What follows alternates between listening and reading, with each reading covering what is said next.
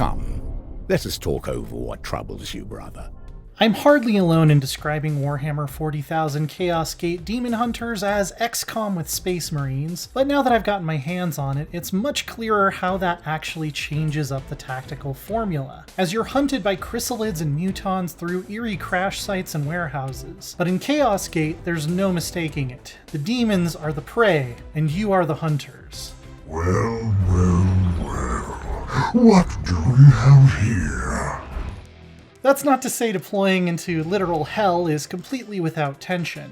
It's definitely possible to get into some bad situations if you aren't careful. But when you send your point man to kick down the doors of a massive space cathedral and send various creepy cultists scattering for cover, it's a totally different vibe from the very methodical and potentially lethal room clearing routines I'd run in XCOM. The camera gets right down in there and punctuates each breach with enough bravado to get the message across. We're not trapped in here with these heretics, they're trapped in here with us. And it's not empty posturing either. Using that kind of in-your-face momentum worked out pretty well for me in a lot of situations where I found myself outnumbered. They say fortune favors the bold, and it seems like the Emperor does too. Especially if you kit out one or two of your squad with Terminator armor, which limits mobility but boosts defense. They're more than tanky enough to shrug off a few hits and let you take apart an enemy position quickly. Using grenades and the environment wisely can crush the opposition even faster. So the battles may be fast-paced, but they still reward thinking and observation skills. You'll look great doing it too.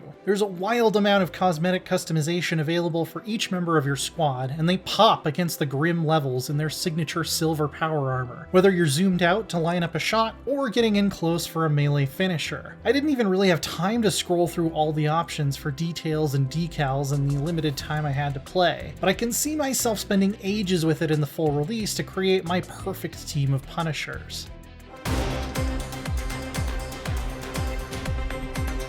At the same time, Daemonhunters doesn't want to let us find some one-size-slays-all tactics and fall into a routine. Nurgle's corrupting bloom raises every turn, and when it reaches 100%, something is going to go sideways, but I never knew what. It could be additional enemy reinforcements, or a miasma of strength-sapping plague getting barfed out of the warp onto the middle of the map. This is another incentive to get in, kick ass, and get out quickly, but even at top gear, I was never able to clear a map without having to deal with at least one of these curveballs. Was that a mixed metaphor?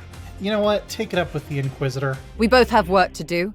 What do you need? Yes. Inquisitor Vakir. We're answering to her, and it might not surprise any 40k fans to know that she doesn't always have the health and safety of your battle brothers as her top priority. She'll ask you to do things like get in close with a plague carrier and extract a sample. What if it tries to bite your face off at the same time? Well, you're a robust lad, I'll let you figure that part out when you get there. It's not entirely heartless of her, to be fair. Completing these objectives advances your research into the bloom, without which you'll never be able to clear the sector of Nurgle's corruption for good. Such an ungrateful tone wins its way from above. I was also impressed with Daemonhunters' ability to provide some complex challenges with its boss encounters. Going up against a Great Unclean One, I had to avoid his disgusting area attacks while fanning out to destroy a number of Nurgling nests, or else his grimy little helpers would keep respawning infinitely and eventually chip away at the Emperor's finest until they were nothing. It was a great change of pace from the more straightforward door-kicking missions, as well as a welcome step up in difficulty.